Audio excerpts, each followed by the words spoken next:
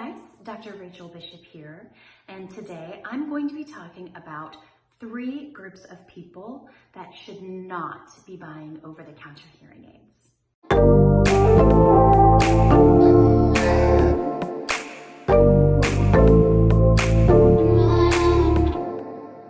Up until about a few weeks ago, in order to buy hearing aids, you had to go find an audiologist or a hearing instrument dispenser in order to be tested and get hearing aids. That was sort of the traditional channel.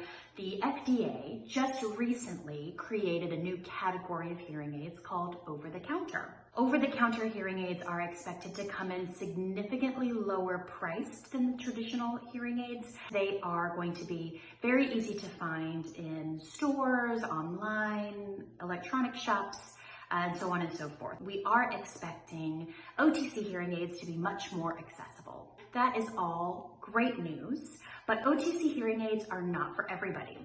So today we're going to talk about the 3 groups of people who should not buy OTC hearing aids. Group number 1, children.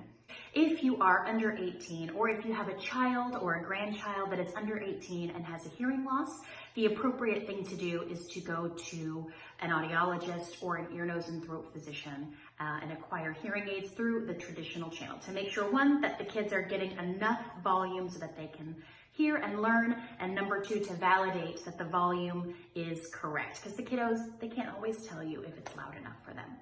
So group number 2, people who should not buy over-the-counter hearing aids, is anyone who has a moderately severe or worse hearing loss. The FDA has said that over-the-counter hearing aids are appropriate for adults who have a perceived mild to moderate hearing loss. Now, this is a little tricky because if you don't necessarily know what it means to have a mild or moderate hearing loss, it might be quite difficult for you to pinpoint exactly if that's the level of difficulty that you're having. So if you were experiencing a mild hearing loss, you might have difficulty hearing if someone says does or doesn't. As hearing loss becomes more moderate, that TV volume might start creeping up a little bit. If you are starting to fight over the remote control with the people you watch TV with, that might be a good sign that you have a moderate hearing loss. If your hearing has become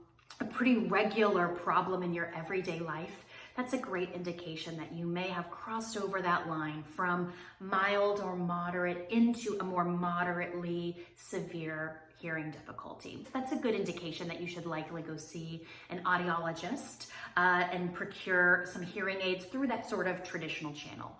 OTC hearing aids are going to be helpful in a few situations where you need a little extra boost. If you have more moderately severe trouble, you're going to need to wear something all day long, and you need it to be able to adjust itself for you.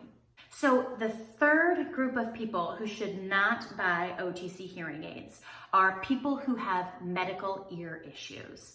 This list will certainly not be exhaustive, but it's a good start. If your ear canal has been surgically modified because of a tumor or a growth or something like that, if you have had to go to an audiologist, a nurse, an ENT, a regular doctor, ever to have earwax removed, it's possible that if you have impacted earwax, it could be creating a hearing loss. A discharge from your ear, you definitely don't want to do OTC hearing aids. If you have pain in your ear, OTC hearing aids are not a good solution. If you have had sudden hearing loss or are all of a sudden struck with bouts of dizziness and fullness in your ears, we don't want you to get OTC. We want you to go straight to the medical environment to get some support there.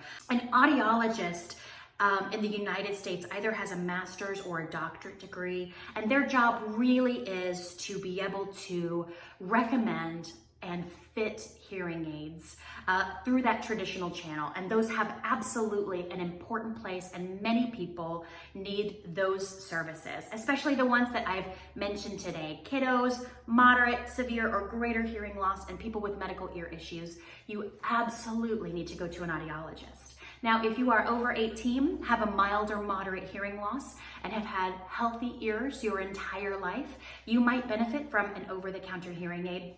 And in the coming weeks and months, you will see more and more of those products into the market. So I know that list isn't exhaustive. If you can think of other people who should not be buying over-the-counter hearing aids that don't fall into those categories, please make a comment down below. Originally, I had a little bit of a longer list, and I've shortened it to these 3 because I think that they are the most critical points. Please give this video a thumbs up and subscribe for more content just like this. Bye-bye.